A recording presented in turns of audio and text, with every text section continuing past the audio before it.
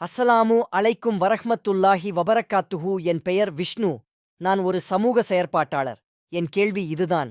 பைபிளில் சாமுவேல் புத்தகம் அதிகாரம் 15 வசனம் 3 கூறப்படுவது போல், இப்போது போய் அமாலேக்கியரை தாக்கி அவர்களுக்குச் சொந்தமான அனைத்தையும் முற்றிலும் அழிக்கவும், யாரையும் விட்டுவிடாதீர்கள், ஆண்களையும் பெண்களையும் பிள்ளைகளையும் சிசுக்களையும் மாடுகளையும் ஆட்டுகளையும் ஒட்டகங்களையும் கழுதைகளையும் கொன்றுவிடுங்கள் என்றுள்ளது.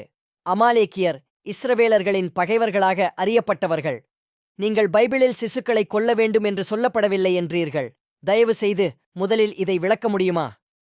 நன்றி.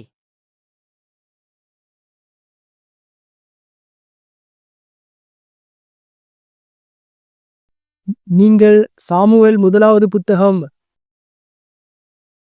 அதிகாரம் 15 3 வசனத்தை குறித்து பேசுகிறீர்கள்.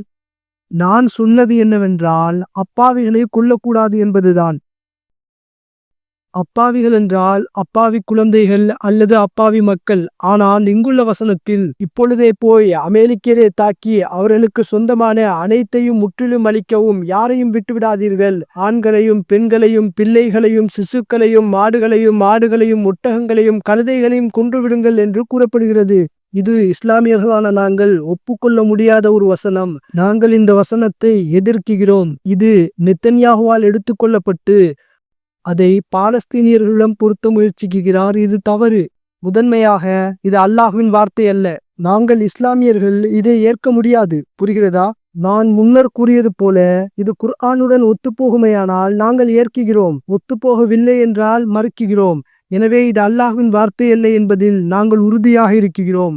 யூதர்கள் இதை நம்புகிறார்கள் என்றாலும் மற்ற யூத ஞானிகள் இந்த வசனம் பாலஸ்தீனியர்களை குறிக்கவில்லை என்கிறார்கள். உங்களுக்கு புரிகிறதா? எஸ். நெத்தன்யாவிற்கு அதிகாரத்தில் தொடர விருப்பம் உள்ளது. அவர் மீது ஊழல் குற்றச்சாட்டுகள் உள்ளது. ஒரு வழக்கு நடக்குகிறது. போர் நடந்தால் அந்த வழக்கு தாமதமாகும். எனவே அவர் சிறைக்கு செல்லாமல் இருப்பதற்காக சண்டையை தொடர விரும்புகிறார். 2 ஆண்டுகளுக்கு அருகில் காசாவுடன் போர் நடந்து கொண்டிருக்கிறது. பிறகு ஈரானுடன் முடிந்தது.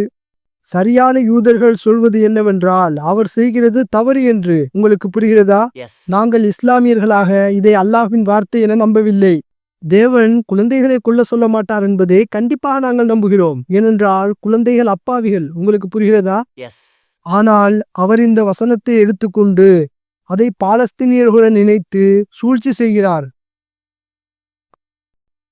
ஆனால் மற்ற உண்மையான யூத அறிஞர்கள் சொல்கிறார்கள், இது அந்த காலத்தில் பகைவர்களுக்கானது, இப்போது உள்ளவர்களுக்கு அல்ல.